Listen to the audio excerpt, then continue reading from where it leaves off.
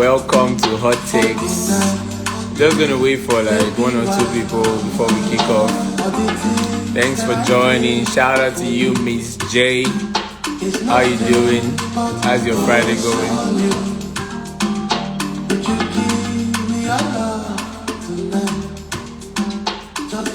What's up? Are you excited about today's topic? I hope you have a lot of questions though. What's up? Let me pin it to the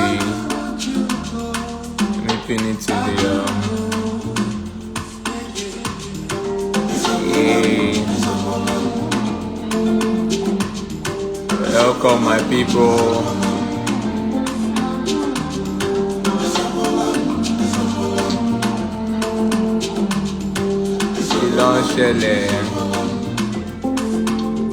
So yeah, we'll just get right to it.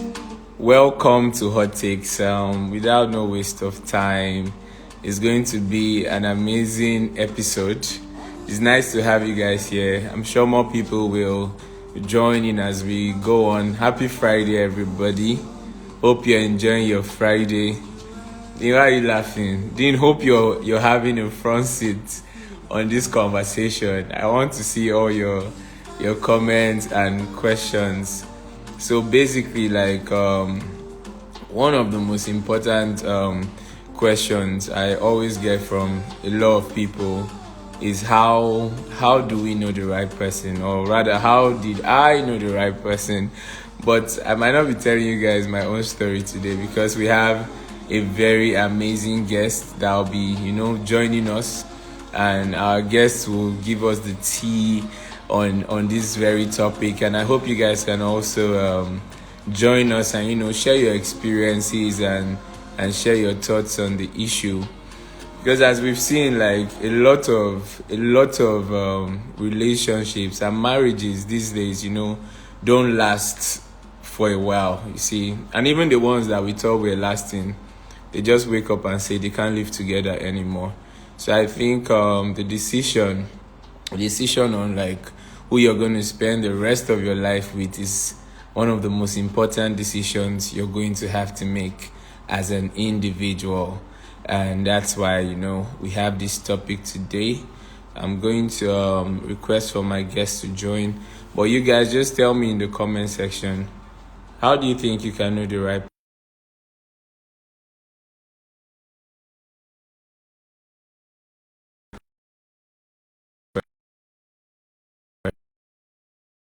second while I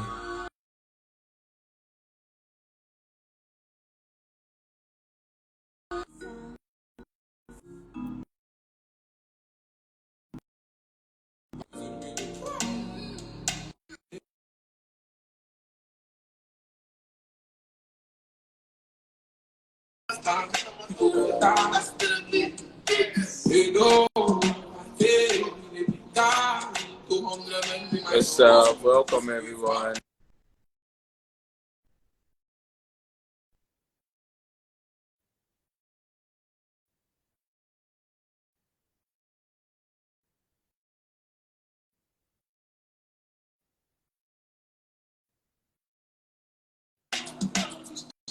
Alright, so waiting I go do for you.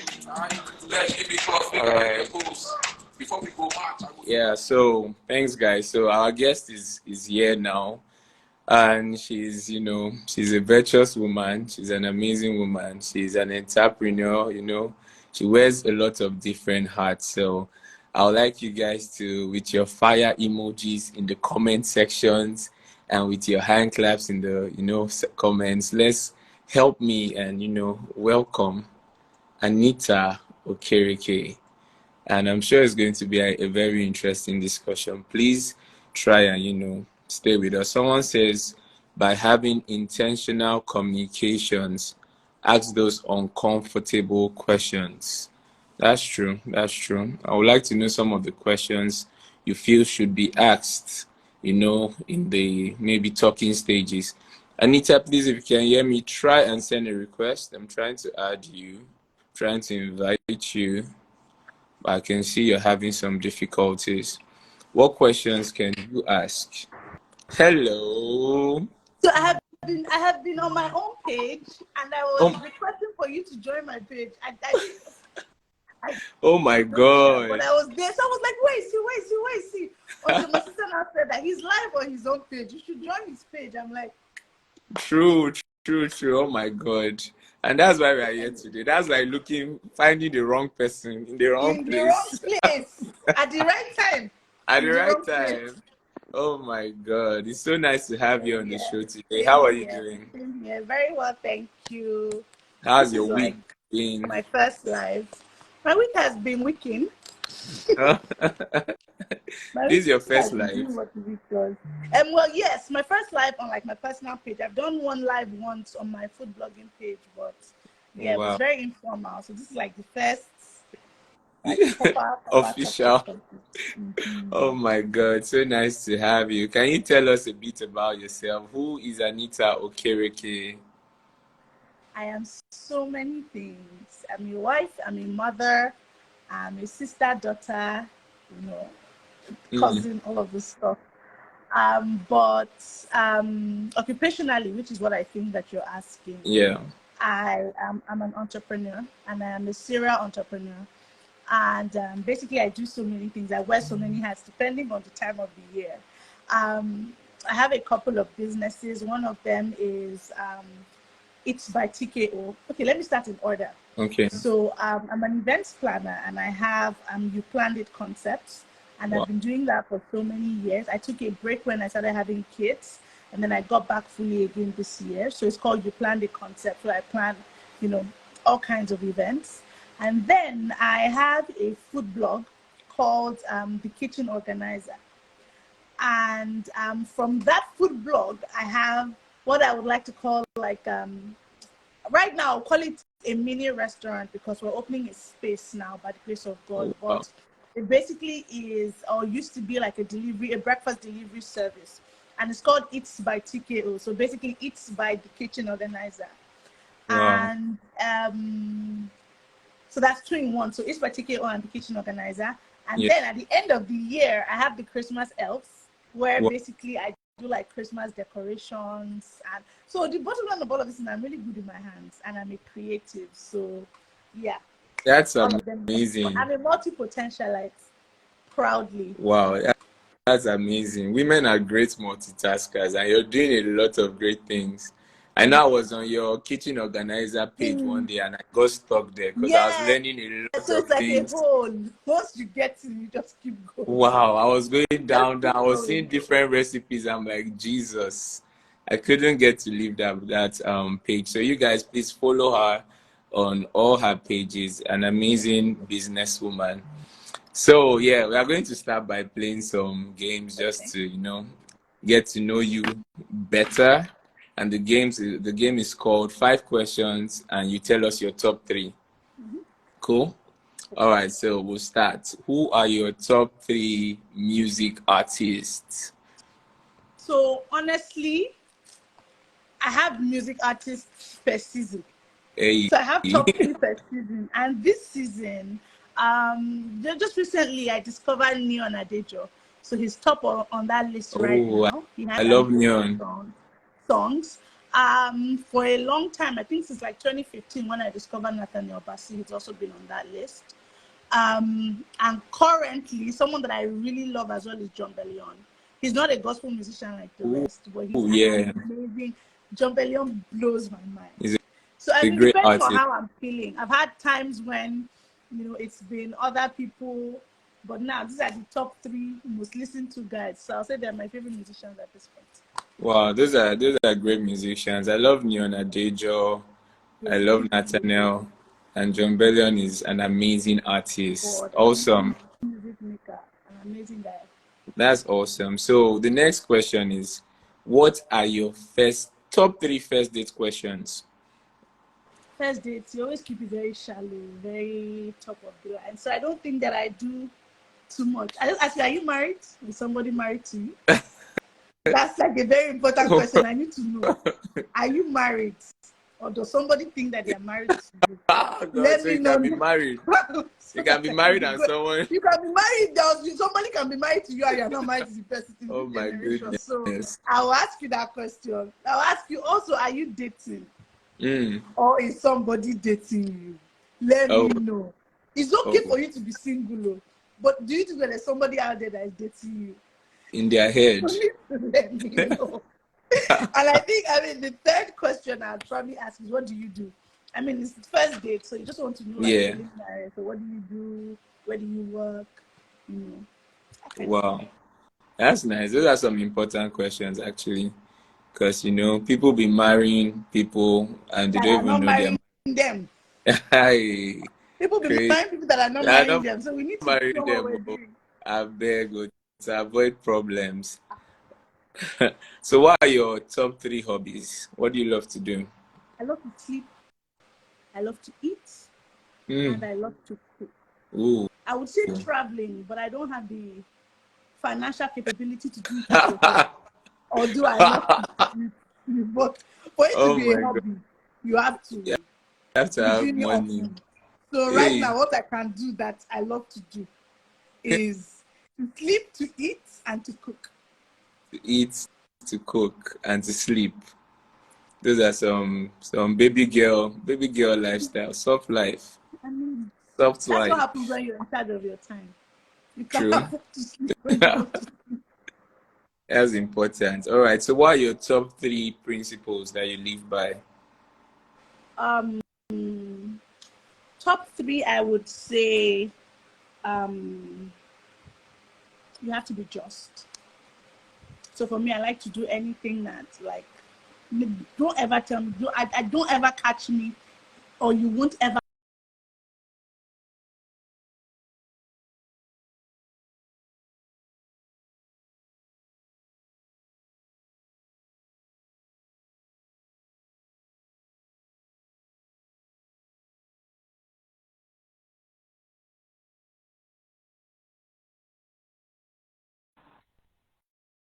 Are you back? Can you hear me? Oh, I'm I here. lost Sorry, I you. thought it I was your lost you for. network even. Oh, mad, Okay. mad. Yes. So, um, number one would be being just. I always love to be just. So I pray to God to always put me in a position where I'm never cheating anybody. So what you're owed, you're owed. I will give it to you. Can Okay. you hear me? Can everyone Yeah. see me? Yeah, I can hear Yes. you. I can see So you. I don't want to cheat anybody. That's one principle. Never cheat anybody. Never take what doesn't belong to you All right. unjustly. Never deny anybody their wages. Never, just be honest in your dealings. That would be one. Number two would be integrity. You know, I mean, let it be that wherever you're caught, your yes is your yes and your no is your no. I Wow. think that that's something that's also very important for me as well, which kind of ties back to being just. So yeah, I think I like what I like Yeah. at the end of the day. And the third one would be to be trustworthy, which again, when I think about it, kind of ties back to being just. But yes, so just to be trustworthy, like be that person that they can call on and you're very reliable, be just and integrity. Those are like the three things. I mean, I can say lie, but I know that every now and again, God help you. You might be caught in a little white lie here and there. But the thing that Yeah. I make sure to not be caught in by the grace of God is to just make sure that I'm just, I have integrity, and I'm trustworthy. Wow. So That's those three things. awesome. Someone said one of his first date questions will be, "Do you plan to jackpot or are you in mid jackpot plans now?" Which is a very good question, Wow. as a matter of fact, because I mean, More in this era, you know, that's can be very. I getting mean, someone. probably right after I've asked you what to do and everything, it'll probably come, somewhere down there. That's true. Awesome. So, what are your top 3 red flags in a relationship? You see it and you jackpot. You see it and move. So the red flags are unique to me, right? But the top three, I would say violence number one. Like if you are beating me, I'm running. If you are beating other people, I'm running. In fact, if you are beating other people, I'm running because it will reach me. That's That's just the it. truth. My mother True. used to True. say that the pain that they used to beat the first wife is waiting for the second wife. So Mm-hmm. if you are beating anybody or you are having that tendency to be violent. I'm Mm-hmm. already running before it will even reach me. That's Mm-hmm. number one. The second thing would be dishonesty. And when I mean dishonesty, I just mean in the place of being like trustworthy. Like I need to know that you tell me you're here, you're here. If they tell me, I saw your boyfriend or your spouse in Ekokomaika, I say can never be. Okay. He's in Japan, that's where he is. I just need you to be trustworthy. I need to know that whatever you say to me, you mean it. Because if not, then I kind of feel like that's the foundation of every relationship. So the moment you're getting that wrong, you're getting everything else wrong. And the last thing for me would be religion. So if you're not of my religion, not that you're a bad person, it's Yeah. just, I kind of feel like if you're not of my religion, I'm not the person for you. Because there are certain things you won't understand, and there are certain things I won't understand. You do as well. So I feel like it's just always better to align, in terms of religion, as you would align with any other thing, really. As you align with Jackpa, like those who are want to Jackpa now, you align with them. There's no point dating someone that Mm-hmm. does not want to Jackpa when you want to Jackpa. That's kind of how I feel about religion. Like there's no point True. being with someone that is not of my religion, because there are certain things I would do that will make no sense to you. That makes a lot of sense. And talking about trust, I see that you're big on trust. So I'm just going to drag you into one of the hot topics that came up today.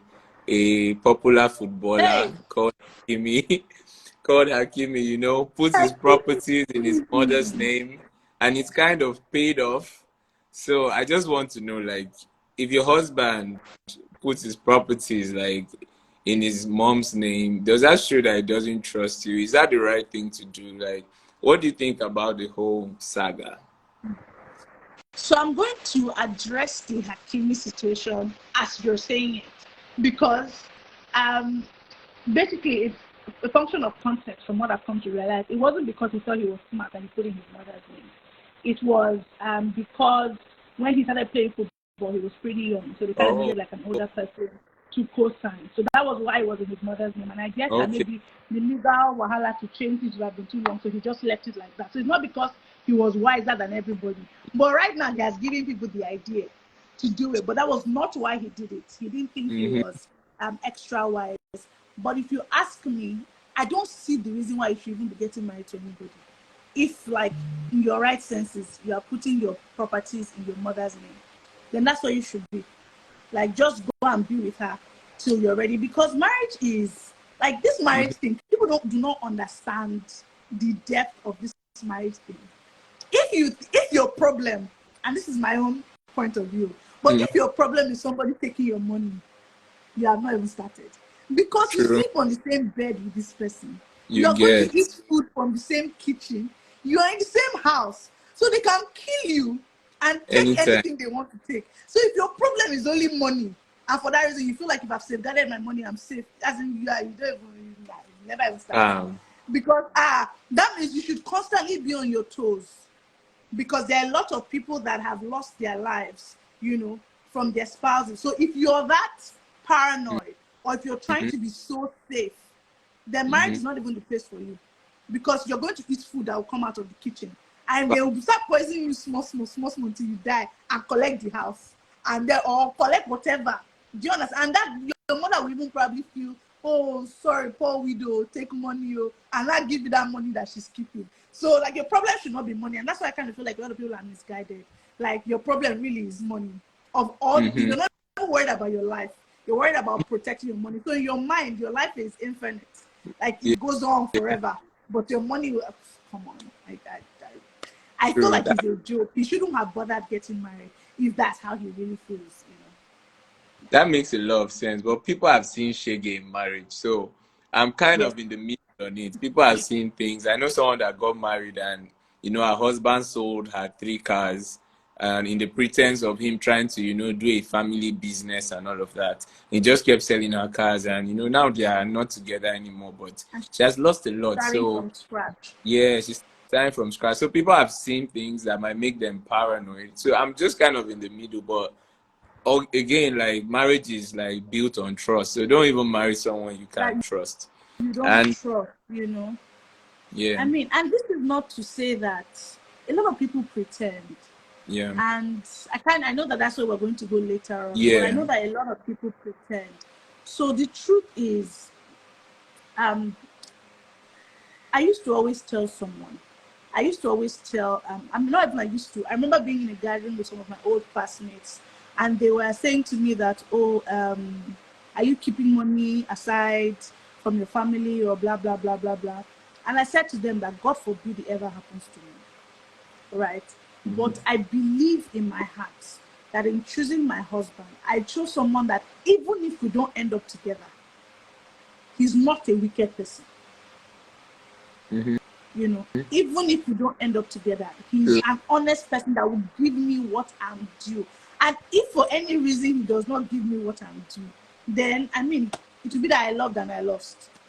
Like, I don't want to be that person in marriage that has one foot out the door, because the moment you start keeping money aside, the moment you start saving things to the corner, the moment you start putting things for the rainy day, you are preparing for something that you do not want to come. So if you're True. saying to me that it's just like you're going to school, you're reading for your master's because you know that you're going to have an exam in the future. So you can't be actively preparing for something that you're not expecting to happen. So going into marriage is going into marriage trusting God that he has led you to where you are supposed to be. If it doesn't work out that way, you've loved and you've lost, and God will not give us more than we can handle. For me, there are so many logical ways to look at it. That's just the honest truth. You can say, why not just prepare yourself, blah, blah, blah. But do I want to be in that kind of marriage where my partner is also keeping things away from me? Because remember that even when you are beating your chest and saying, I'm protecting myself, he also has the right to be protecting himself as well. So what's not happening is that, let's say you're 70% in and you're 30% out. And then he's 30% in and 70% out. So who's doing who really? At the Yeah. end of the day, nobody is really whole and complete in the marriage. So while you're preparing for that rainy day, remember your partner can be preparing for the rainy day. And that just means that none of you will be giving your 100. And the idea for marriage is to be one in totality. That's the idea that God had. So if we're trying to do things the proper way, I do not think that, you should be doing that. There's so many things that, to be honest, we drive cars every day. People enter cars every day, and those cars have equally killed people. So you say to myself, I'll never drive a car because I stand the chance of dying.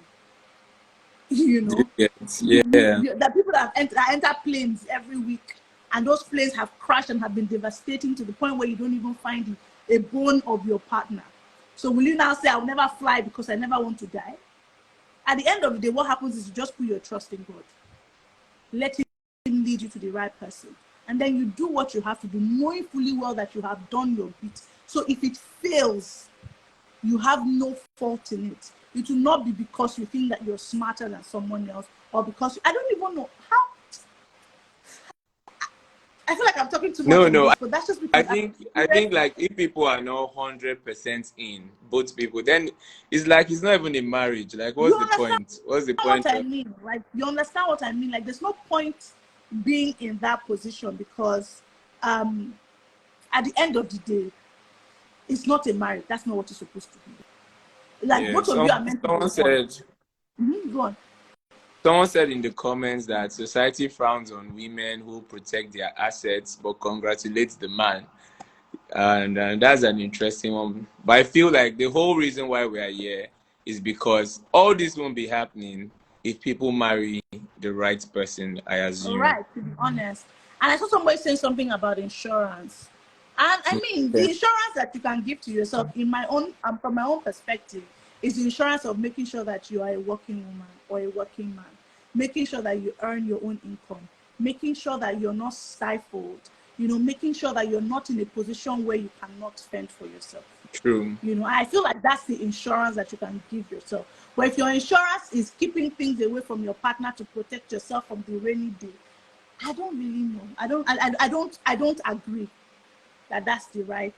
Someone says Amos 3:3. Is that not the shall we Please, no, someone that's should the give me one that that says scripture. something about, I know that scripture. That's the one that says something about two working together set their line or something. Except they I, agree. Yeah? I except hope that I so. think I think that's the scripture. I'm not sure, but I think that's the scripture. But Probably. yeah, so basically, if you're going to be keeping things as an insurance, then you might as well just do that outside. Don't you know? Yeah. Like do that outside. See what's his name? What's his name? Ronaldo. That because I mean, as people are talking about Hakimi now, Ronaldo came Mm-hmm. into exactly. Can two work together except they agree? Yes. Yeah. So Ronaldo now has 4 kids with a lady that he's not married with. I will not tell you to go and do that. But if you are looking for how to protect yourself and you feel like keeping things away from you, there's no point being in a marriage because marriage is a Yeah. covenant already. So if you're going to break that covenant, Mm-hmm. you're already basically committing a sin against the institution of marriage. You might as well just commit the sin another way by just being baby mama, baby daddy, and protect your hearts. Yeah, I think so. So, I always tell people anything you do like outside marriage, as per financial stuff or helping out your partner or your girlfriend or boyfriend, all that thing is charity you're doing because I don't even know, like it's charity. Just be ready to let whatever investment go.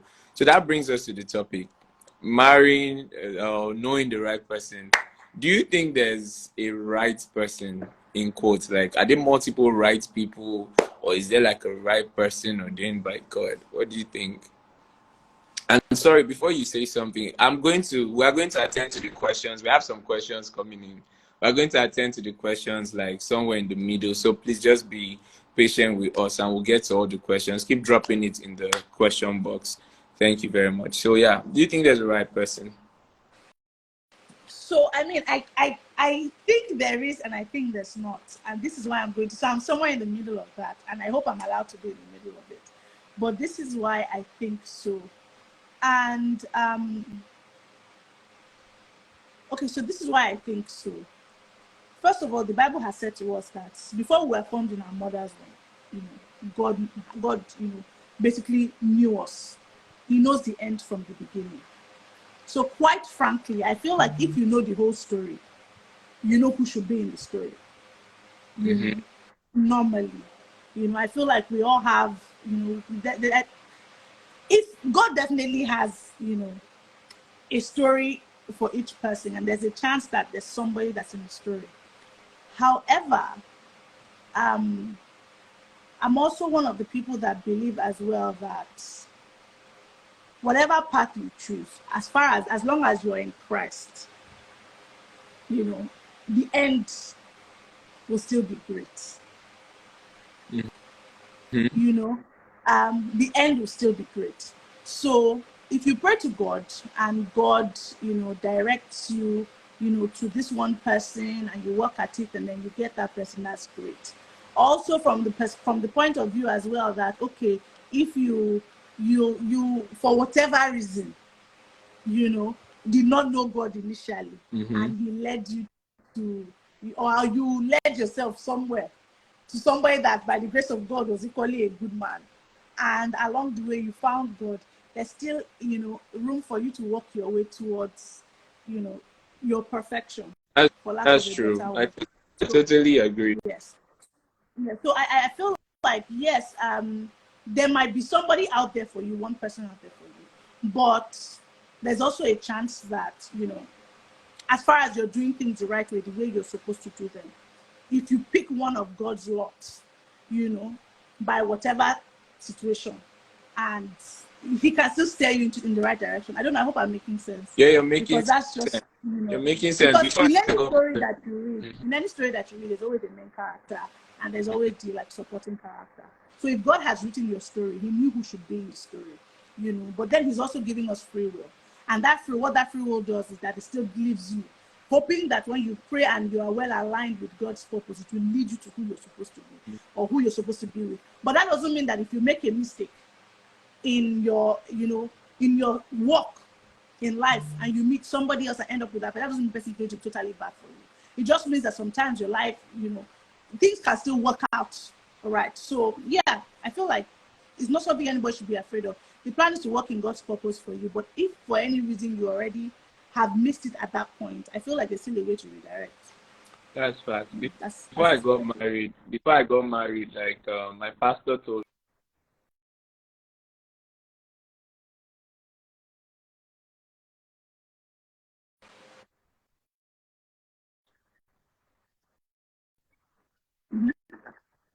free will. But it's always nice. It's always nice that when you kind of marry the will of God for your life. And like, how do you find the right? Like, how do you get to know? Like, in short, how did you know your husband was the right person? So I'll just put you on the my spot like that. story, my story of me finding my husband is not particularly a story that I like to talk about like that. And why I don't like to talk about it like that is that things have changed. You know, if I tell people to do what I did, it would be like, I mean, do you know who I am? Hey, Look at him what in the did comment section saying Mr. Right. See, he hates me in the comment section saying he's Mr. Right. But yes, what I did because I was led to do it. And it's not what, you know, but I would say it anyway. You see, I'm not too far, but this was what I did. This was how it happened to me. I mean, there's always the normal story of somebody introduced me to somebody, that introduced me to somebody, that introduced yeah, somebody to me. But there's what I would say to you is that you're not prepared for it. If you're not prepared for a blessing, right, you are going to miss it without a doubt. true. The perfect gift will come to you like this, bam, and you would mishandle it because you are not prepared for it. True. So it's not so much as to how I met him. It's Yeah. more about How did you know, how I received what was given to me. And these were the things that happened to me that led up to meeting my husband. So I used to call myself a serial monogamist, or not call myself a serial monogamist. When I had come out of whatever situation I was, I realized that I was a serial monogamist, which was basically I would never stay single. So I always had people. So if I come out of one relationship, I enter another one, come out of one relationship, I enter another one, come out of one relationship, I enter another one. And it happened like that, and I kept getting burnt. And then I got to one relationship, the last one before my husband. And I said to myself, you know what? I give too much of myself. I do too much. I'm always there, like supporting financially, supporting, you know, cooking, doing everything. I'm too nice. So now I'm going to hold back and be taken care of. Right? And that was what I did in the last relationship. And when it ended, I was sad that it ended, but I knew that I had not given anything in the relationship. And quite frankly, because I had nothing else to give. I kind of felt like the reason why other relationships before that one failed was because I was giving too much. So I had outgiven, for lack of a better word. So I had nothing else to give, you know. So that relationship, and because I was not giving, I said, you know what, I've been giving, let me sit back, let him take care of me. So he would do candlelight dinner, I would do nothing in return. He would give me gifts, I would do nothing in return. I just did not even know how to go about it, because I felt like all the many things I had done led to the reason why those relationships failed rather. So I held back a lot. So when it failed again, I'm like, you know what, you don't even know how to go about it, so chill. I told myself I'm not going to date anybody again. That was what I said. This was right before I met my husband. So I came out of my church one day. It was a Redeemed church. And right opposite the Redeemed church was my current church, Harvesters. So I looked across the church. My Redeemed church closed at about 11. I looked across the church and I saw a signboard. It said single and married, something about relationships. So I crossed over. This is after my own church. And mind, I've been going to that church, but it was like an old people church. Not like it was a bad church, but it was not, you know, but I was in that place where I just felt like I had nothing left. So I crossed over to my current church and I sat at the back. It was the third service had just started about 11 then.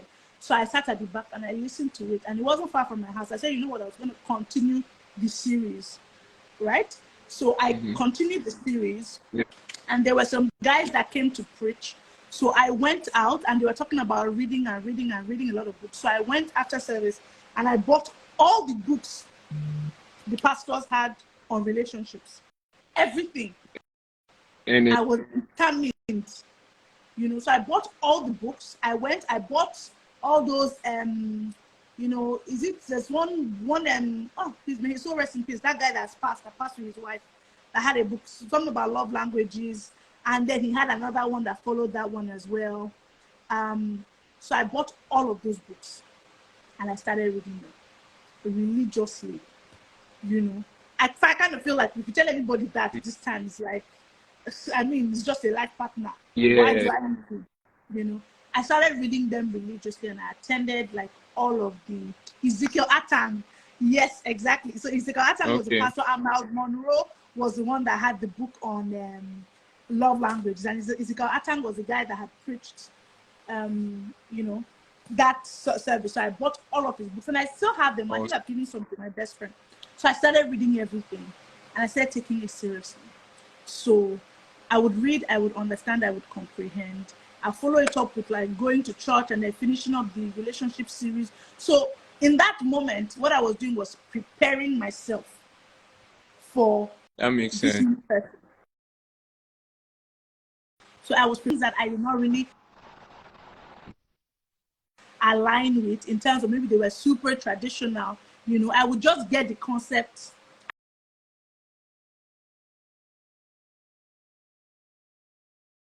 I may not, I mean, that's not really my jam, but I get the fact that it should be a welcoming environment for him to come into, you know. So different things like that. I was picking.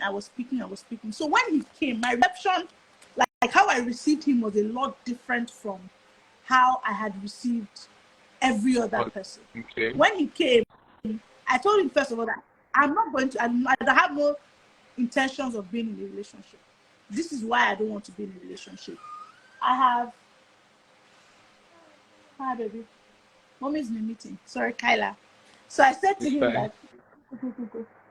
No, go. Mommy's in a meeting. Go. Close my door. So I had no reason. I'm hiding somewhere in my room because Kyla. So I had no intention to be in a relationship. So I said to him that, look, I don't have no. I'm taking a break. This is actually what I'm doing. But I mean, he was persistent, and I kind of feel like because of the education that I had now come to have, my assessment of him was a bit better. Okay. How I received him as a person was different. What I was now looking for was different, you know, as opposed to before. I remember when the lady that introduced me to him, when she told me that, oh, she's my friend, when she told me that, I have a guy for you. I just moved into her office, and we were just both of us in the same office, and she said that, oh, there's somebody I want to introduce you to. And she said, he's cute too. Hey. I mean, a part of me was still carnal, even though I had been reading the word of God and trying to, a part of me was still kind of stuck in, you know, where I was coming from. So she said, there's a guy I want to introduce you to, blah, blah. I said, okay, what does he do? She said, he works in so and so company. I said, where does he stay? She said he stays in his auntie's house. Red flag. Okay. I don't know if I asked the car that he drives or something. He was driving at the time or something. You know, I'm like, I'm coming from someone that is living in Ikoyi in Parkview, is driving an SUV, is doing candlelit dinner for me, and then you are telling me that this one lives in his auntie's house. So basically, we can't see in the house. You know, like, what are we going to be talking about? Where are we going to be talking? What are we going to be talking about? You know, so I shanked the guy. I legit I told him, I beg. I told her, yeah, you can give him my number. She gave him my number. She gave him my number, and he was calling me, and I posted him for like a month straight. Like, he'll come and be like, oh yeah, I'm going to call you back. I'm going to call you back in a few minutes. I'll hang up. He'll call me again. Oh yeah, I'm going to call you back in 2 minutes. 2 minutes, I'll hang up. Oh, God. Yeah, so I did him like that for 1 full month. A strong man. Right? Strong man. He was pretty persistent. And then finally, I had that. So one day I came to work, and then the girl said, this guy that I introduced you to, he said that you have not spoken to him. What is the problem? I said, it's true, I feel bad. Why I even felt bad was not because of the guy. It was more the person that introduced me to the guy. Like, sorry. It's not that I wanted to fall your hand. Okay, let me talk to him. So I spoke to him for 1 full hour. And in that 1 hour, all I wanted him to do was just get off the phone so I can go and talk to the person that I really want to talk to. I had another guy that was on my case at that time. Wow. Then Uber had just come. That one had like 1 car in Uber, 1 car he was driving. He lived in Lekki Phase 1. He works for Schneider Electric. He was like a big guy, and then there's this one that's driving Corolla, living in his auntie's house. Oh, God. So I needed him to get out of the phone call so that I can focus on my Talk to focus. a need. Talk to who needed to be spoken to, not me. And he was just talking and talking and talking. But when I got off the phone, I left that phone conversation having in my mind that this one is friend zone material. And see, Corolla don't suffer. See, my husband, he's here, he's saying, but the Lord Jesus did not disappoint. Corona has suffered. Oh my goodness. I beg, I drive a Corona. You should stop. You should stop. So, Oh, gosh. what do you so You wanted to talk to you. Yeah, I left that conversation. I left that conversation feeling like this guy will make a good friend. So his friend zone material. In that time, even having read all those books, it did not occur to me that friendship was a magnificent component of Mr. Right. I just wanted I left that conversation thinking that he would make a good friend, his friend zone material. But the truth is that half the guys, like half of the people you're putting in friend zone material, you're putting in that friend zone, are the people that you should actually be talking to. Fact. Because when everything is stripped away, you need to have a friend. Need to be sure that you have a friend when everything has been stripped away.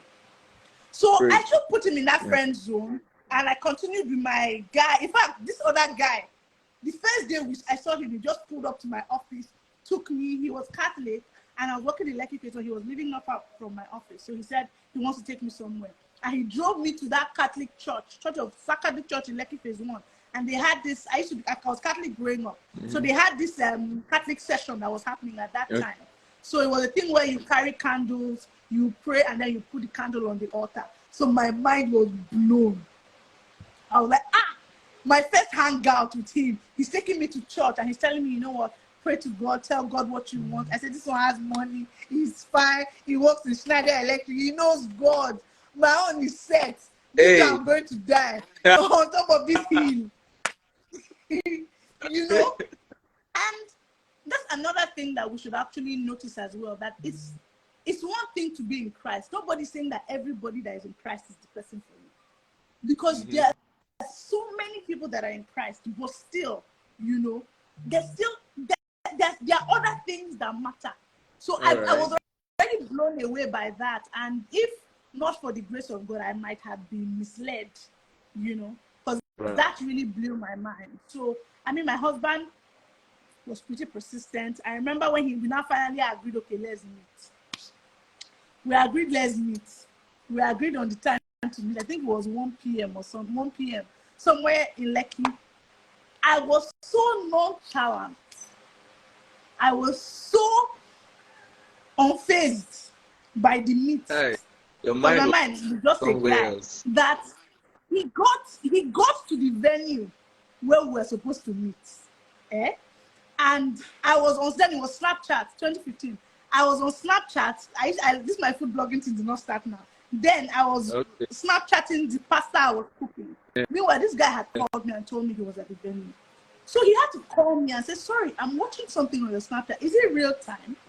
I said, I'm coming, just wait. Wait for me, I'll be right there. I'll be right there. You know? And he waited.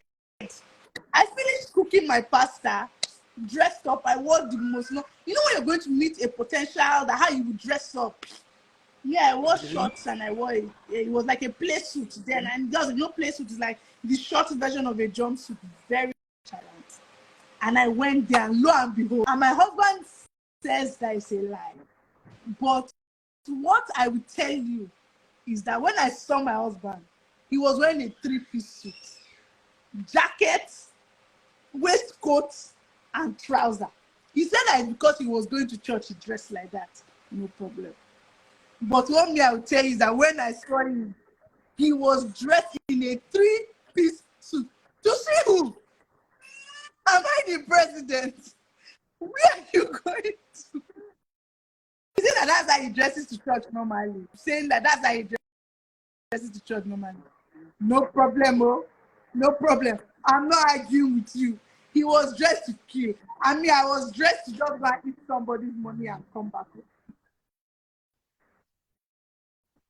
I was dressed to just go and eat his money. And see, you say it's a lie. It's not a lie. Were you not wearing a 3-piece suit? You were wearing a 3-piece suit. So I mean, I saw him that day. I took. Sorry, can everyone hear me? Because the line seems to be breaking. Can you hear me clearly? Can everyone hear me clearly? Okay. Okay, great. So I met him. It was a nice conversation we had. In fact, it was like we had known each other for years. We even took pictures on the first day. I've ever seen where people are doing, let's smile, hey, cheese, whose smile is better? Like, that's what we were legit doing on the first date. It felt so, we were so comfortable, you know. And after that, I left, and he said we should go for a meeting, a wedding. There was nothing I did not do to get out of that wedding. Nothing. I mean, I thought he was a nice guy, but yeah, that's kind of where it ends. You're cute, but I can't get over this, you know, car that you are driving, and this surulere that you live, and this your auntie's house that you are staying. Please, I love Surulere. I was so misguided. You don't understand. I was so misguided. And thing is, I didn't grow up in Port Harcourt, right? I didn't grow up in Lagos. I grew up in Port Harcourt. So when I moved to Lagos, I moved to my auntie and uncle's house in Lekki. So Lekki was all I knew. I schooled in Ogun State. So it was from Lekki to Ogun State back to Lekki. So the only time I legit needed to go to the mainland was when I was flying back to Port Harcourt or when I was leaving the country. So when the girl told me he lives in his auntie's house and his auntie's house is in Surulere, I didn't know when I blurted out, I need a visa to go to the mainland. Like, oh my God. Oh my goodness. And Lere is not that far. It's not that far. Guess what? When I got married, where did I spend the first year of my marriage? It's Surulere. So eventually, I lived in Surulere of my marriage. So we eventually got a house. It was closer to his office and whatnot. But so the point I'm trying to make with the story is that I was heavily misguided for the most part. And even while I was actively reading the Word of God and whatnot, I was reading it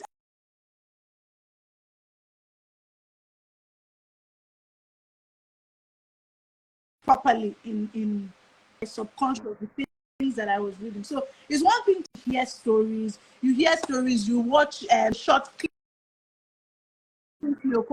say something and you say, yes, I'm prepared for marriage. Is that sometimes you need to stay in that place. And there's something that I like to imagine the job.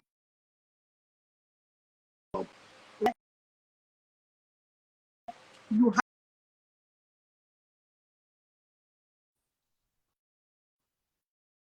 did university.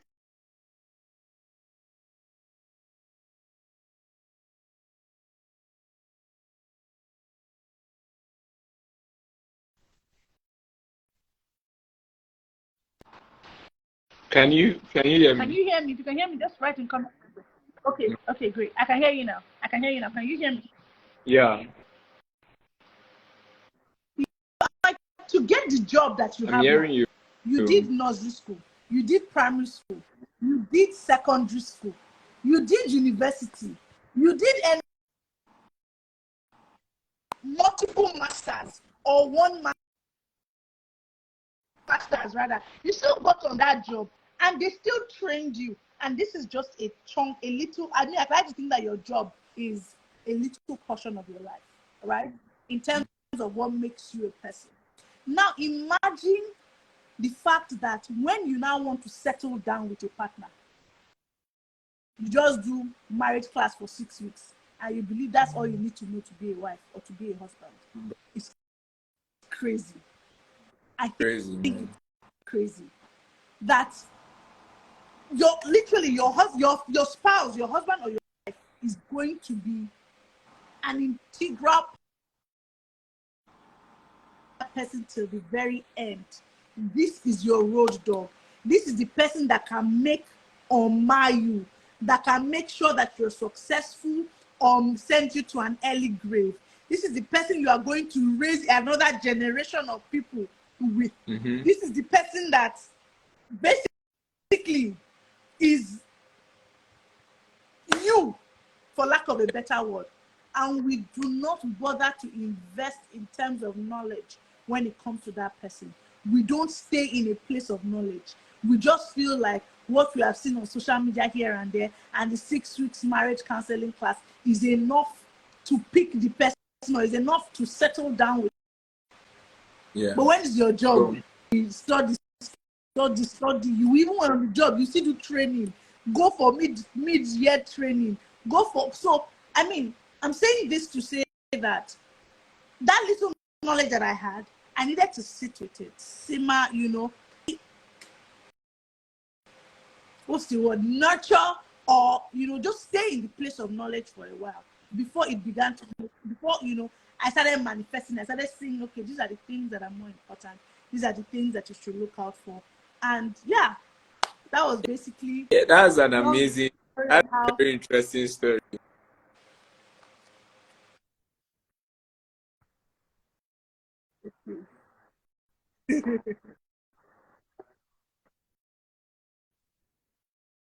I mean, so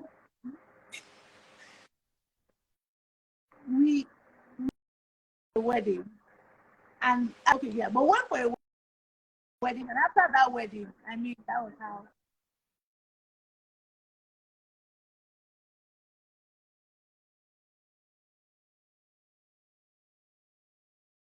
What you're saying.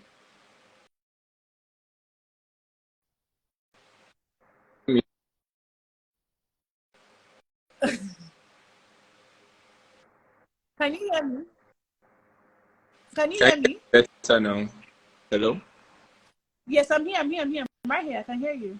Yeah, so I said, was this the wedding you tried to get out from going to? Yes. So the wedding I tried to get out from, I still cancelled on the day of the wedding, and we begged. It was the wedding I tried to get out from. It was that one. Wow. He begged and begged and begged and begged. And last minute, I said, okay, come and pick me from my house. So he came from Surulere to Lekki to pick me, only to go back to VI. Oh, that's true love. And once I got to that wedding, the chemistry was just crazy. It was like we were in sync. And that was it. That was it.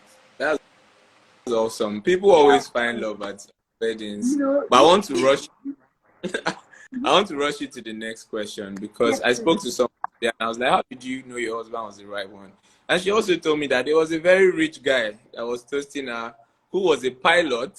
And then there was a husband who was not, just an average guy. And my pastor told me once that when it's time for you to get married, a lot of options will come up.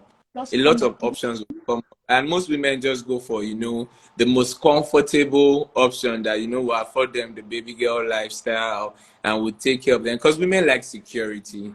It's like innate characteristics of a woman to want to feel secured. So how much of a role does finance, play in picking out the right person?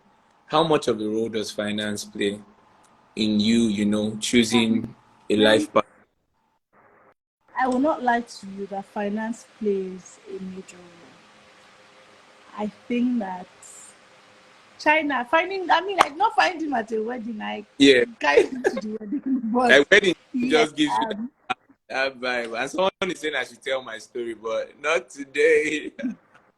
Not today. But yes, I think that finance plays a very major role. Yeah. A very, very major role.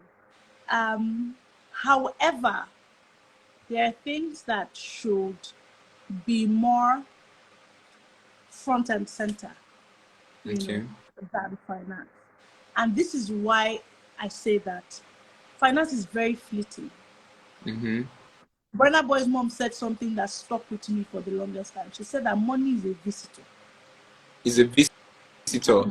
Visitor. Wow. It can be here tomorrow, next tomorrow is gone. It can be here today, tomorrow is gone for a long time. It comes again. Wow. So when you should be basing your search, because I would not lie that finance is important, but you should be basing your search more on the what's the word? How would I speak this English now? Okay, so I would give an analogy. You want water, right? You have the option of buying water or somebody delivering water to you every day, you know, and then you have the option of digging your own borehole. It seems a lot convenient to have someone deliver water to you daily. Yeah. But it's more sustainable to dig your own borehole and have it, you know. So that if for any reason that person that is delivering water to you had an accident or dies or you guys fall out, you still have something that can generate water for you. So as much as money is important, I feel like the source is more important. So as much as you are trying to get married to someone that has money, you should also consider someone that has the ability to generate that wealth. That makes And sense. I'm not even saying potential, because my pastor has made me understand that some potential never actualize. True. So I'm not even saying potential, but I'm just saying that when you see someone that is Hardworking, that and anything they find to do, they do diligently. yeah. What happens is, if you remove them from point A and put them in point B, they will grow until they find what they can do, and they will do it diligently. Facts. So you want to find that kind of person, as opposed to finding someone that has it in abundance now, by way of happenstance. But then you never really know what's going to happen. So if you find someone that is hardworking and that has it now, great. However, the focus should be on the source and not the abundance thereof. Yeah. You get what I mean? Of the supply. Yes. So it's more important to find someone that has a job and that is working at being better at their job. So if you meet Emeka the banker, do you understand that right now he's a teller, but he ticks a lot of other boxes, and you see that he's working hard to move to BO. Yeah. If you ask me, which is what I did, you are better off following Emeka the banker than Junior And the contractor. That one uncle just came, said take contract. He was not looking for it to. Somebody just said take contract. He has done the contract. He has landed 10 million. And because of that, he's sitting down on that 10 million, lying on the hill of 10 million, and he does not want to do any work again in his life. And you're just watching the money go down. But because he has it in abundance now to rent a 4 million naira house in Jakonde, you would rather that as opposed to Emeka the banker that is working daily for his daily income and has the ability to rack up on that. Do you understand what I mean? Yeah, you know? that makes sense. So basically, I feel like money plays a very important role, but more important is, you know, the situation, the source. You know, that is where you need to focus on more. Very true. And then for the guys, we always look at, you know, the physical appearance. I had a guy that said he wants to settle down, but he's waiting to marry his spec. He just wants to marry a hot girl, and he knows that he's going to be faithful to her. He's not going to cheat because she's so hot and all of that. Like, how important is the spec in choosing the right person? How much of a factor? I will tell you one thing, and I will tell you honestly. In terms of physicality, I did not marry my spec. Ooh. How's your spec, Joshua? My spec is I like rugged. People that are rugged. Boy. Burner boy. That's ruggedness. Hey. Do you understand? But is that what I needed?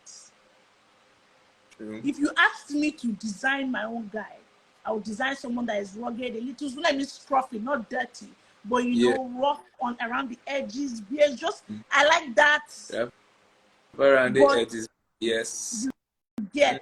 But is that what I needed? I know now more than ever that for loss, the way I for loss, if I find that kind of man, you know, it would have rugged you. So I would, and now this is not to say that spec is not important. But again, there are some things that are more important than others. And when it comes to spec, this is how I would tell you to handle it. Get a book, page A, page B. Write everything that is important to you on one side. So everything that is essential. Okay. And then write everything that is, what's the word, that is a nice to have. Okay. You know, or basically write everything that is essential in a map for yourself, right? And then start to tick. So if you see a guy, for example, write everything the guy has, write everything that you want in a man, and start to tick. If that person ticks 70% of, you know, what it is that you have considered important, then it's something worth looking into. Yeah. Exactly. So essentials versus desirables. That's what it is. Okay. So write the essentials, write the desirables, and then you begin to compare. Because let me tell you the honest truth, and let me tell you a way to look at it. As we did so like this, you then give me Bentley now. Mad. I would drive a Bentley. Yeah. A Bentley will take me from my house to Ikeja. Will a Corolla take me from my house to Ikeja? Yes. But guess what? A Corolla is more sustainable. True. A Corolla is more economical for me, where I am at the moment. Maintenance. A Corolla will give me the opportunity to save for better things. A Corolla will put me in the position, do you understand? I won't miss where I'm going. Because, like how I explain it. When people see me with a Bentley, I may not have the money in my pocket. Yeah. But because you've seen me with it, I may miss a lot of my blessings by way of association. But if I have that my Corolla, it does the job. It sets me up for, you know, the greatness. I would attract what I need to attract. So I now need to ask myself, what is more important? True. I have a nice, fine car that is functional. And there's so many other things that are nice to have, but are they essential? Yes. If they are not essential, then there are things that, because it would drive you, it would surprise you how what's the word? Like, so let me explain it this way. I am crazy in love with my husband right now. In fact, people, when they see me, they're like, "You're always too much." I'm gushing about him morning, afternoon, night. I'm posting him. I'm logging even in the house, to the point where my children are even annoyed. If I go and hug their father, it's like, get out of this place. But once you have all the right things in this person, it will surprise you how the law of attraction begins to, you know, reel you in. When you have someone that meets your needs emotionally, you have someone that meets your needs, you know, albeit financially, you have someone that listens to you, someone that wants to grow with you, somebody that understands you. You want to lick the person like ice cream. Word. You will forget the fact that what I liked was tall, buff, and scruffy. Someone that you know knows you. Exactly. So you need to write the essentials, write your desirables, and begin to, you know, put them at par with the person that you're. And once you see that this person marks 70%, you want to look and ask God a question, because sometimes we are highly misled by things that don't matter. So in the end, you're stuck with a hunk and handsome guy in the house, and that's about it. Wow. That's about it. I remember the marriage for the long haul. Someone was asking how important is chemistry in chemistry. What chemistry is? Is it the butterflies in your belly that you feel? I think chemistry is very important. If what they're saying chemistry, what I think chemistry is what they're saying chemistry, which is how, you know, in sync you are with this, with the person, just how, I don't know the word to use, but basically how you know how a machine works. People you know how a machine works. Chemistry for sexual attraction. People could mistake chemistry because you're sexually attracted to this person, and anytime you see the person, is like, oh my god, it's so intense. So many people mistake chemistry for that. But I like how you explained it, like being in sync and not just physically, but sexual attraction is not chemistry. That's sexual attraction. That's lust. That's sexual desires. It's so much. Chemistry for me is when you guys are so in sync that you can complete each other's sentences. You know, he says something, you almost know what he's thinking. You can tell somebody that don't worry about this. My husband is not going to, because I already know how. And once he comes, he will say the exact thing. For me, that's chemistry. That's, you're so in sync with this person. You know what they're thinking. You know how they react. For me, that, is chemistry. It's different from sexual attraction and sexual. That's best. That's out of friendship, genuine friendship. Yes, because guess what, right? You can apply chemistry to even you and your female friends. Yeah. You have some of those friends that you are just so in sync with that they get you, you get them. Once you're looking at something, if you turn, they are looking at the exact same thing. You people are catching on quickly. You got that for me is chemistry. Like that is. You don't say that's biology. Biology is sexual desires. Exactly. Sexual desires is biology. That's taking us to the next question. The biology part. How much of an issue is sex before marriage, premarital sex? Does it kind of affect the way people might, choose the right person? Does it help in choosing? Does it affect people from, actually knowing who the right person is? What's your view on premarital sex? Because some people will be like, I found the right person, so what's there? I'm just going to, I'm dating this person. We'll just do this and it's natural. But does it play a very important part in finding Mr. or Mrs. Right? That's biology now. Biology, science. And honestly, it's a tricky place for me to be. Yeah. But I'm going to respond to it now the way I would respond to my daughter if she asked me that question. Yeah. I would say to her that there's a reason why God said we shouldn't just do it. I feel like it can be a distraction. I feel like it can be a major distraction. You hear a lot of people saying, he's not good for me, but the sex is so great. Ooh. You don't already miss road normally. Once you say that one, you don't miss road. You're already on your Otilo. Do you understand? It can be such a distraction. Mm-hmm. Sex is desire, and what desire does is that it envelopes. It's like fire, It's like fire. Once it comes, it engulfs. There's a reason why there's something called makeup sex. Okay. Do you understand? Mm-hmm. Because you carry all of that anger and all of that thing, and then you use sex, you cover it up, it washes away all the evil.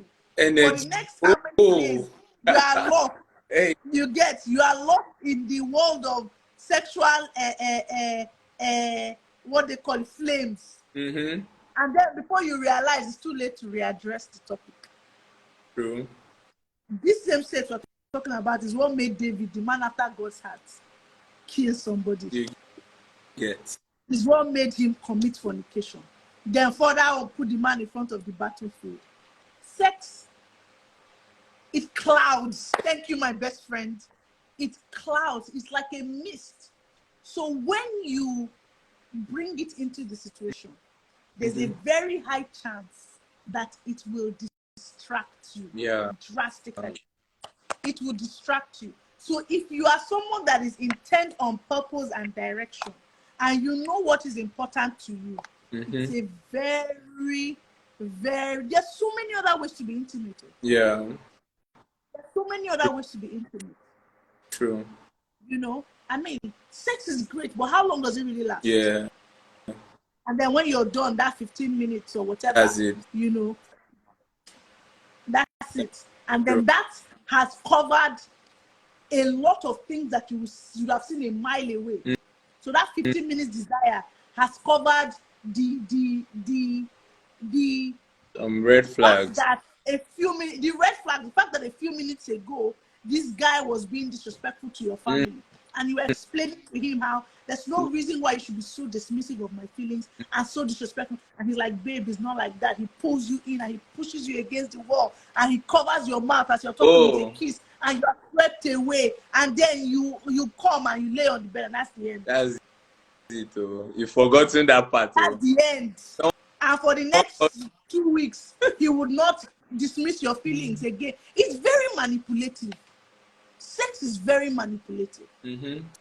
Someone called it Stigmatization. And that's even crazy because now that I'm even thinking about it, was it not Paul that even said, Paul was the one that said in the Bible, and I read it yesterday, where he was saying how, normally you can be single. Yeah. Because when you are single, it gives you the opportunity to pursue the things of God. Yeah. Do you understand? But if you know that you cannot stay away from the desires of sex, of lust, basically the appeal for lust, it's better for you to get married. Yeah. Imagine how strong that force of sex is to pull you away from wholly facing the work of God. Yeah. That's so much strong that has been written in the Bible that instead of you to go and be committing sin, just leave this Bible, go and marry. That I can focus. So they've established the fact that without this sex and everything, you have time to focus on God. You have time to, but if it is so important to you, better go and marry. That should show you the force, the kind of sex has put people in trouble. Yeah. A lot of people in the Bible, even on earth here, so many things. So it's it clouds. It's very manipulative. Yeah. So there's a reason why you want to keep that out of the way for now and focus on the things that are important. Because once you get those right, God is not a wicked God. And this is not to say that some people that will say, okay, what if I get married and then the sex is not good? It happens. That's just the truth. Mm-hmm. Guess what? What if you are testing the sex and the sex is great? And then when you get married, my guy has diabetes or has one thing that now affects his erectile function. Real life story. Real life. It happens every day. You understand? You not say, so you tested the water, it worked. It worked, yeah. And when you get in, it's a different. Something has now happened, So I mean, there's so many people get married, plan they will have children, and unfortunately, when they get married, things happen. They don't have. So the truth is that it's not in your. So let's call it what it is. You are lusting. You are lusting. You have been tempted, and you are falling for the temptation. That's what it is. Don't say that it's because you want to be sure whether it's working. That's not really the truth. Because even if you're sure, it's car that works today will spoil tomorrow. So even if you are sure it's working now, tomorrow when it spoils, what's not going to happen? Yeah, true. Do you understand what I mean? So it's just that you are tempted and you fell for temptation. Call a spade, and don't sugarcoat it with, I want to know whether his penis is working. I want to know. I'm sure this is an adult safe zone. So that's why I can say whatever I want to say, but don't say it's because I want to know whether she can make me come, whether she's, all those things are just a fact. So many things change. To surprise you what the human hormones, what the women as what it is where how our hormones can change a lot of things. Exactly. Especially all of a sudden that and all of that. Also that desire, the way she was groping you, that was making you so in love with her when you were dating, she's now pregnant and that place is dry down there and she doesn't even have the desire anymore to have sex. But so what now happened? I feel like that period is like, it's so important. Like, I think the next topic is going to be what happens after the wedding. And then another important question I wanted us to, talk about and ask you is, a lot of people pretend before marriage, and, people could be dating someone and the person is pretending and is doing it so well or she's doing it so well. And they might feel like, oh, this person ticks some boxes. And a lot of people, enter marriage and it's a whole different thing. The person, shows their real self. Like, how do you think what can help people to kind of spot when someone is pretending or when someone is being real? Like, is there any way that people can discern? It's really good. It's really good. Because this devil we're calling devil now was once in heaven. He's only God. And this is why it should not be a carnal decision. This is why it should not be a decision based off of your logic, based off of what you think. This is why you and God must hold yourself tight. Do you understand? Especially when it comes to marriages.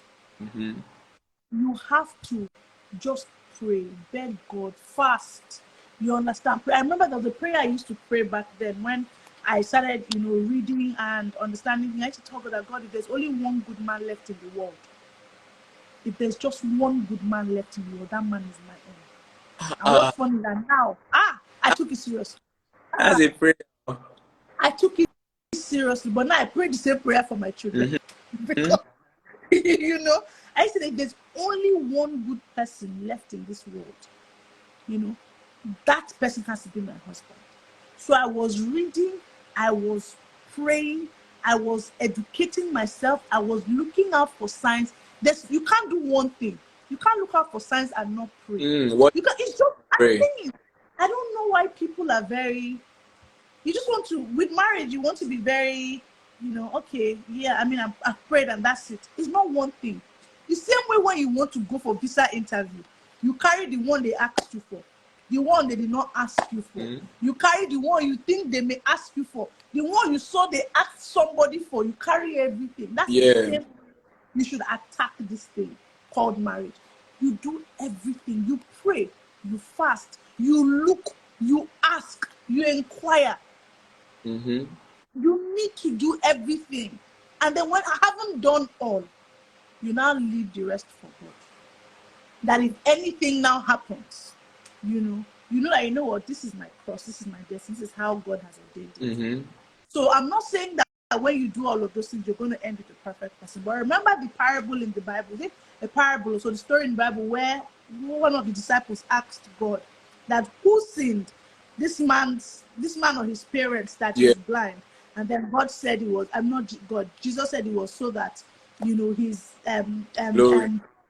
exactly, basically just so that a miracle will be done through the guy. Yeah. So sometimes I used to pray that people laugh about it on Instagram. For me, I used to say that I want to be a soldier in Christ, but I don't want to be so don't put me in front of Yeah. Can you hear me? Sorry, I got a call from me. Yeah, I said, don't put me in front of the let me just, I don't want to be the one that you would try and try and try. To be a tech soldier in the room. Yes, that don't God, please. So while I pray and do everything, you just have to now leave the rest for God. So don't think if you pray alone, that's okay. You have to pray. You have to look out for signs. Because some of these signs are glaring, but you just feel like... And the thing is, I don't know how God talks to people in so many ways. Right? He talks to us in so many ways. Sometimes you pray and then he shows you a sign. Yeah. So if you're not receptive, you would miss it. Because he's not going to appear to you in the Bible like Angel Gabriel came to me and say, oh, Anita. Go ye therefore, open his phone, and then you shall realize. It's never going to happen like that. To be very sensitive in the spirit. As you pray, you have to look out for signs. And these signs are there. A lot of times the signs are there. But because, you are so engulfed in your spirituality, or you are so engulfed in one thing or the other, you miss the vital signs. So, I mean, I feel like Yahoo pretense. Because apart from that, there's a reason why there are Yahoo boys in the world now. If everybody was so smart, you will not be conned by a Yahoo boy. That's just the truth. But when people are skilled in the act of, theft. Yeah. And this theft goes down to stealing your heart, stealing your purpose, stealing your stealing so many things that God has deposited in you.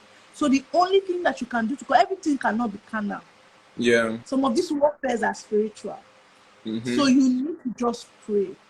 Once you see somebody that you found as a partner, you invite them to church, you pray, you look out, ask people to look out, people that you trust.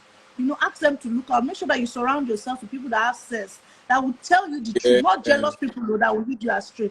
People that have sense, that will tell you the truth when, like, Anita, this is something that you want to consider. This is something that you want to... Or when you go and you share something with them, they'll be like, no, I don't think this is a reason to break up. You just need to ask the right question. These are the kind of things that would help you tackle pretense. Other than that, there's no formula. There's no formula at all. Yeah, thank you for... I think watching and praying is very important. And like I feel like every single person should read the book of Ruth. when you're speaking about, association, her association with Naomi was one of the reasons she was able to get her Boaz. Now, I hear people saying, I want to find my Boaz, I want to find my Boaz. But association is very key. So I think those are some very key things. You watch and pray. There's one prayer I tell people to pray is that, God, please show me a sign. Or if this thing is not meant to be, just somehow, just scatter it. And I think that prayer always works. So what we are going to do now, we have some questions in the question box. So let's get to answer them as quickly as possible. I think the first person says, I once stopped talking to someone seriously because she claimed it's not a big deal to lie about the reason you need money from your partner. Was I doing too much? Did you get it? Yeah, I got it. And I will tell you that if you are lying to your partner, there's no point. Because normally they should not be able to beat you. Normally. Okay, I did it. Do you understand? Normally, they shouldn't be able to beat you. So the reason that you're lying, it's Red now, flag. yeah, it's a red flag, because what's the worst that can possibly happen if you say the truth? True. What's the worst that can happen? Your partner is not meant to be somebody that will judge you. It's not somebody that's meant to, judge you or be judgmental, or they're not meant to punish you. Your partner is not meant to be someone that would punish you for doing something bad. So if you've made a mistake, you've made a mistake. Yeah. If you want money for something and you cannot tell your partner, that means you know that you should not be doing that thing. True. So if you are doing it, why? True. I don't think that there's any reason why you should. I personally, I don't. If I want to do it, I'll do it. The most that will happen is that you say, or I will ask you. And if I ask you and you say, I don't think you should do it, I will try to give you reasons why I think I should do it. And if we talk about it and you make me see reason why I shouldn't do it, then I wouldn't do it. Awesome. If I'm not So convinced, let's jump to the next question. Sorry, I'll be rushing you a bit just because of time. Another person says, as married people, do you think it's advisable to tell your partner about some or all of the funny things you did in your past in the name of honesty, transparency, and trust? That's such a good question. Is it necessary? Do you think it's important to say everything? Tell your partner or your husband. Okay, that's also, I'll add a bit to that question. At what point should you, be honest, transparent, and, trustworthy? Me personally, and I might not be 100% because at the end of the day, I'm a human being. But the truth is, if it's not necessary to now, your past is your past for a reason. Your past is your past for a reason. You come and sit your partner down and say, do you know what? 5 years ago, I committed an abortion. 3 years ago, I robbed a bank. To what use is this information? What are you trying to get out of it? Because at the end of the day, this person is a human being. If it's not fundamental to what is going on, it's your past. I don't think that everything that you've ever done, you should. If maybe you're trying to conceive, for example, and you're having issues and blah, blah, blah, and then it arises, I think that is definitely something to talk about. But personally, I won't even sit down and start thinking about all the negative things I've done in my past and start telling my partner. If it arises as a function of, life, I would definitely tell you. But if not, I don't think that it's important. Personally, I don't think it's important. And this is not hiding. I'm not saying you should actively hide, though. Don't actively hide. But if it's not important, it's not consequential, it's not necessary, and I don't think it's the conversation that needs to be had. That's just what I think. That's a good part. Because I wanted to say, what if the abortion maybe cost you your womb or something? Yes, exactly. That's what I'm saying. So if you're in a place where you're trying to conceive now and you can't, and blah, that's a good time to, bring that up. True. Or if some people are very thorough from the jump, they'll ask you questions, even before you get married, and they're like, oh, you tell me, and then that's a good time to let them know, or just as a guy as well, if you're someone that that, okay, you did something in the past or you took something in the past that has now affected your erectile dysfunction or whatever, it's great to bring it up. You need to But bring if it's something that, yes, marriage. but if it's something that is of no consequence to your current living, Yeah. I don't know that, as far as it's not something that you need to restitute concerning, I don't know that it's important to bring it up. All right. Bring it up. That's a good one. Let's just go. wisdom. Let's take the next. Wisdom at the end of the day from direct. Let's take the next question. That's a good answer to that. I feel it's not consequential. You can let it go. So someone is asking, at what point do you know you cannot save a particular relationship? Because I want to talk about this because we've seen people stay in relationships that are not working, or they are going through some kind of, mental abuse, psychological abuse, and they're trying to, save it. And, at what point do you think, I'm done, I can't save this one, I can't save this? What do you think? That's a very broad question. It's very relative to. Sorry, it's breaking. Can you hear me? Can you hear me? Yeah, the network was kind of freezing. Okay, I'm saying that's a very broad question, and it's a question that is very relative to the situation that you're in. But what I would say to you is that a lot of times you already know. God is such an intentional God that there's some things that you feel it, but then you want to carry in that place.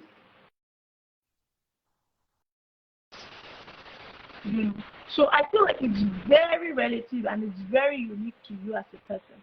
But you need to listen to yourself. God has built us in such a way that, let me give an example like this. Sometimes you're holding a cup and you place the cup on the table, right? And your mind has told you that this cup can fall. But you ignore it and you do something else, and then the cup falls. And you're like, damn it, I knew it. Oh no. Oh. Yeah.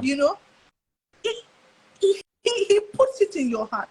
You would know. You will begin to feel when this is unnecessary. You will begin to feel. But the thing is, because we like to push off hurt, we like to postpone judgment day. We feel like if we push it a bit longer, maybe things will become better. And as a result, you keep pushing it. But there's no perfect time for me to tell you. It's very relative to the situation that you are in at that time. It's very relative to what the problem is. But what I would tell you is that if you and God are in sync, you will definitely know when it's time to end the relationship. You have people that say, oh, I've stayed in this for so long, wasted my time, I might as well just, where am I going to from here? And then you want to waste more time? Waste more time. You understand? That's true. But the truth is that when you keep saying, when people say I've wasted my time, in comparison to what? Are you saying you've wasted your, like, you need to realize that there's the life you have now, and there's the middle where you are like, should I continue or should I not continue? And there's the life after that. Do you understand? So in comparison, when you say you've wasted your time, in comparison to how much time you have left, are you saying that you will rather remember that you have your life ahead of you? You rather stay in this place and continue in penury because you have wasted a few years of your life? You might as well waste. Even if you have 1 year of peace, it's better than 15 years of pain. That makes a lot of sense. Honestly, better than 15 years of pain. Let's jump to the next question. Someone say, concerning finances in marriage, what's your take? Like, should a woman support her husband? That question always comes up. Like, many people. I had a friend that asked me, if we had to pay the children's school fees and my husband is not willing to pay, is it okay for me to pay my children's school fees? Or if our husband does not have enough money to pay the house rent? Did you see that question of the rent? I saw that, and I saw one story that the husband committed suicide because he couldn't pay his children's school fees. And then it turned out that the wife had already paid it, but told the school to keep disturbing him so that he will pay them and she will get her money back. I saw that. So what do you think about in your husband financially? First of all, it depends on how you run your finances. The way we run finances in our house, everybody's an open book. The question you ask in our family is, how much do we have? My Yeah. husband will say, for example, I have 15 million with me. How much do you have? I'll say I have 5 million. So he'll say, we have 20 million. Yeah. Well, okay, let's buy this. Makes sense. That's how we operate. So yes, I keep my money. He keeps his money. I can do what I want to do with my money, as far as it's not so consequential as to, impact greatly on the family finances. He Yeah. keeps his money.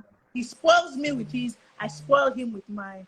Everything is great. But if it gets to a point where we have to help, where we have to do something in the house, he has brought his own and he asked me, babe, because we are in our own head, everything is one pot. Makes It's sense. one pot. So we're taking out of the pot. I just have the part of the pot that I'm keeping, and he has the part he's keeping. So I don't think it's a thing where helping with your money, collecting your money.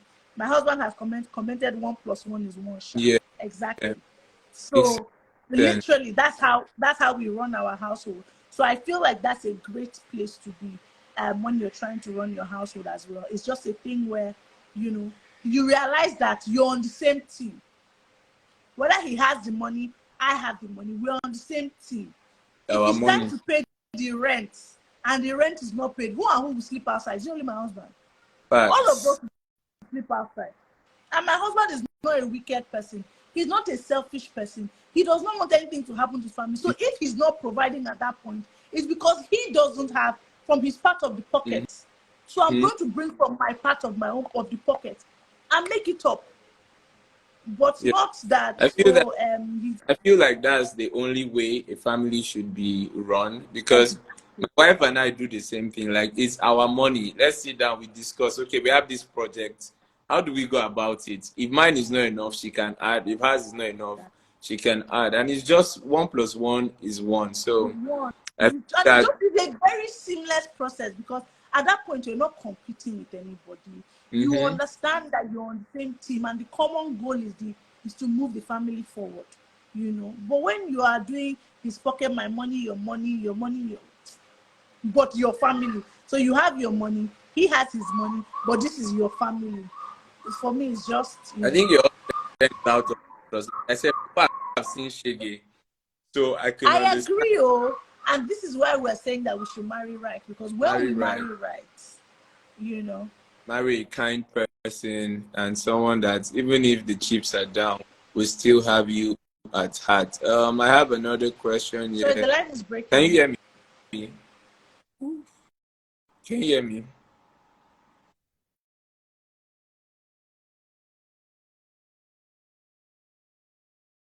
Can you hear me now? Cool. So we have a question that says, what's your take on vulnerability in marriage? Can you love without being vulnerable?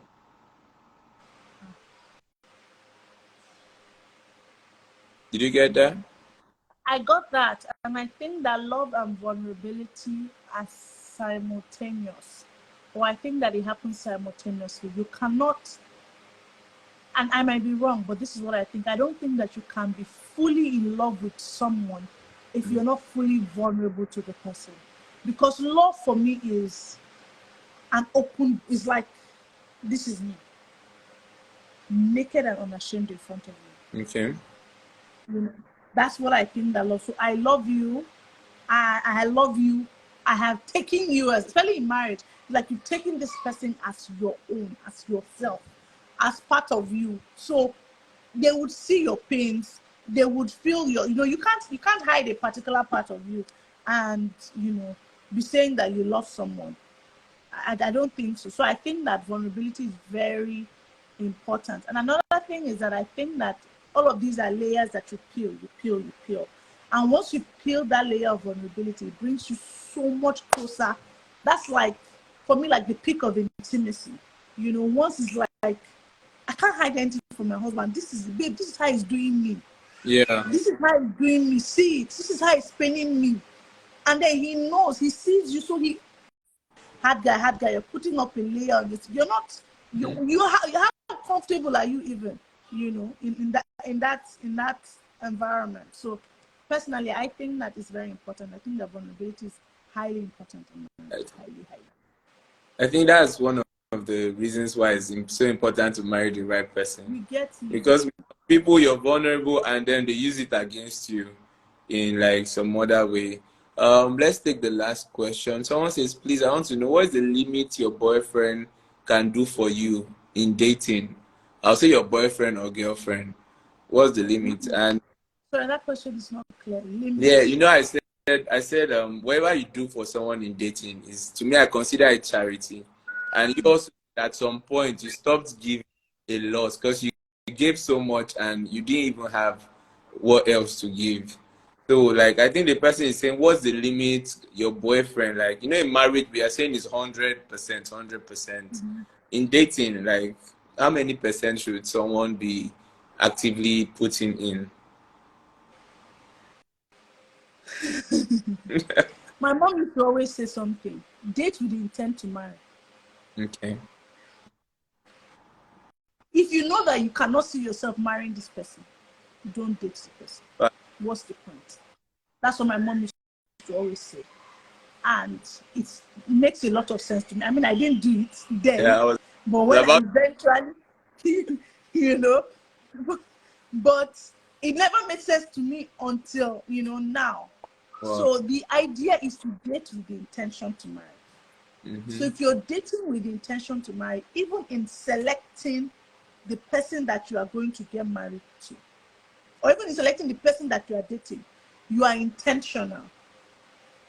So when you have selected that person intentionally, it will not be a problem to open up to them 100%. makes a lot of sense.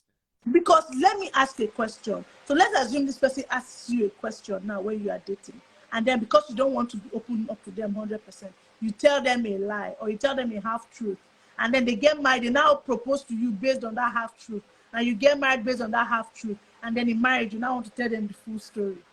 Is that not deception? True. So at what point will you now start saying, what, let me draw the line here, let me stop here. Then when he marries me, I'll now tell him the remaining things. And when he marries me, I will now do the remaining things. By the time you start drawing that fine line, you're going to start doing what I did in my past relationship, which was,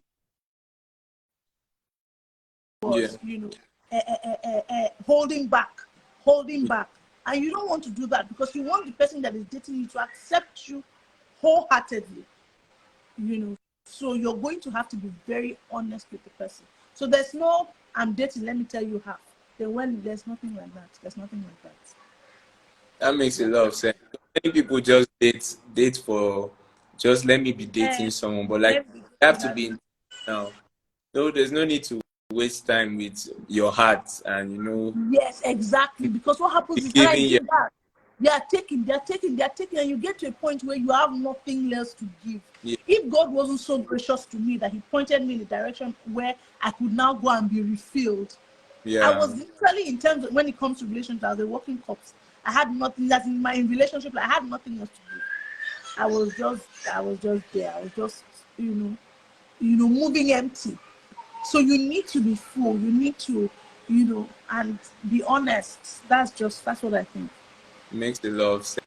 So I'm just going to ask you, and I think this is probably the last question of the night. When you find the right person, is that all that is there to do? Is there still some work to be done in marriage when you eventually marry the Mr. or Mrs. Right? Just briefly, do Hi, baby. talk to me? I'm not done. I'm not done, baby. Please carry Liana and Kyla out. Sorry, guys. Go. Fine. So Just finding when you're the right person mean that they're married. no, that's just the beginning. That's just the beginning. That's literally just the beginning. I feel like finding the right person, because I tell people that, do you know that good people do bad things? Yeah. Good people do bad things. True. See David, for example. Do you understand? Yeah. So you can't be saying that, once I've gotten married to the right person, once I've gotten married to the right person, everything else just falls into place. No. That's only just the beginning. Yeah. There are so many other, so you have to constantly work in the relationship, because no matter who we are, people get complacent. Yeah. You know, people get complacent, people get comfortable. It's just human life. It's just how people are. See, the person that was writing all the books in the Bible was the person that was once killing Christians. Who denied Jesus 3 times? Was he not a fellow holy disciple of Yeah. God? You know, so you can't say that once you've met one, and that's why you see a lot of pastors, you know, sometimes we hold them on such high pedestal, and guess what? They will still commit fornication, they will still commit Because they adultery, are human. they will still be caught, you know, because they are human, right? So the good people do bad things. So you can't just say once you marry the right person, that's the beginning. You actively have to work. You have to serve 100%. You have to be forgiving. You have to be, you know, that's where the work starts. It's just like giving birth to. I keep telling people that giving birth to children is the beginning of that's the smallest part of the problem. You now have to keep watching them every day, hoping that they don't kill themselves. Yeah. That's literally how marriage and relationships are. Getting married is one thing. There's now the, you know, because this is the rest of your life we're talking about. This person is not a piece of furniture. This person is not air. It's someone with feelings. It's someone that is breathing. Somebody that is constantly, and this is a prayer that I pray. I always say this thing, and I pray it upon my child as well, and sometimes upon my marriage, mostly upon my children, but it just came to me now. I will say, let no evil communication corrupt their good manners. Amen. Amen. You know, I pray whenever Kyla is going to school, I pray it upon herself. I'm like, let no evil communication, and that applies to marriage as well. You know, because people are good, and then someone just comes into the picture. I have a friend of mine, she's my neighbor, and she was telling me one time, her husband is a good guy, he's a great guy, but whenever he travels to this certain place, there's this man he always hangs out with, and once he goes out with the man, he will forget to call her when he's supposed to call her. He will forget so that this last time he forgot to call her, and then she called him and said, "You've not spoken to the kids," and he told her, "You'll be reminding me." And she's like, "How can I remind you to call your kids, your children?" Oh my God. You get, now this is a man that is an amazing father, an amazing husband, but an evil communication somewhere. So these are things that, so it's work every day, you know, making sure that you're everything you need to be for your partner, making sure that, you know, you're nurturing, you're doing your own part, and then you do the part that prayer has to do. And then, you know, you just follow it up like that, because it's not enough to marry a good person. It's honestly not enough to marry a good person. So much. I feel that's an amazing place to stop the show for today, because it will take us to our topic for next week. That is what happens after the wedding, after you've married your Mr. or Mrs. Right. Someone asked me just before I came live, it was like, people change, and just like you're saying, it could be by, you know, bad communication, or just by, you know, life happens to people, and a lot of things happen. So thank you so much, Anita, for, you know, joining me today. I learned so much. Tell your children that I'm going to release you now. I know they are missing their mom. So they're on holiday, so they're not sleeping early. So it's just, Adora, sorry. I'm sure he will save it on his page or something. I will. Save it. I will save every. I need to even rewatch it because I enjoyed myself so much, and it's a pleasure. I hope I can have you some other time again on the show. Yes. And also remember that they were raised differently. Yes, someone is saying something. People were raised differently from you as well. So True. Of course, that's another factor that comes to play. Different upbringing. So and marriage, a lot of things come out in marriage. That's just the truth. It's one thing to see yourself 2 hours, you go back to your house. See yourself 1 hour, you go back to your house. It's one thing to actively live in a house with somebody. It's a whole different ball game. Someone is asking for any book recommendations. So I read the Miles Monroe book. I'll have shown you the books now, but I gave it to my best friends. There's this guy called Ezekiel Atang. I don't know. I think he's late now. I might be wrong. He's late, Yes, God rest his soul. But he had a lot of books on marriages. So maybe what I would do is, if I can get a picture of them or the names of them, I'll send them to Ephraim, and then he will post them on his page. Awesome. I would love to do, or his story or something. So so those were the kind of books that I read. Miles Monroe. I read the Love Languages thing. I read the sequel because there's another one from them. I actually read the Steve Harvey book And there was a Gary Chapman book as well. Wow. Yes, there was a Gary Chapman book was the. Sorry, that's the. I can't remember. I'll take a picture of all of them. Just make But a list. Just make a I list also for me. read the Steve Harvey book of why Yeah. something female dogs marry, why somebody marry female dog. That book actually Ooh. also had some insights in it as Wow. well. So I mean, it's a secular book, but it had some things Of that you would course. pick and Of course. you would understand. Yes, So please. We'll make Chife, don't worry, I'll send you. Chife is my person. I'll send you like a list of the books that I read. But those books helped me. Like the knowledge, even till now, a lot of things that I apply are things that I had learned actively, from those books as well. I don't have any of them here, but yeah, I was trying to check if I had any of yeah. them. But yeah, I'd love to have that list, and I'll I'll send you make a it list. and I'll I'll send you a post it list. on my page. Things that I wish I knew before I got married. That's the Gary Chapman one. Oh Abi? wow. That's a Yes, good yes, yes. that's Yeah. a good I title. would I would send I have all those books. I'll look for them, I'll take a picture and I'll send them. Wow. Thanks to everyone that joined us, on this Thank live you so much. for all their comments, contribution. Thanks to Anita for all the wisdom, and I enjoyed your love story. I'm going to I'm going to rewatch it. Thank you so much. Do have a pleasant weekend and enjoy yourself. Ben, you're not serious. You are ready for marriage. And This guy. thank you, husband, for I thank you, Oga, he's for allowing, here, he's on live here oh somewhere. thank you, boss, for allowing her to to steal into your time. I'm so grateful. We appreciate you, and have a lovely Yes, weekend. bye Bye, everyone. Bye guys. everyone. Take care. See you next week. Yes. What's Bye. happening See you after? next week, next week. Yes. Bye bye. Bye.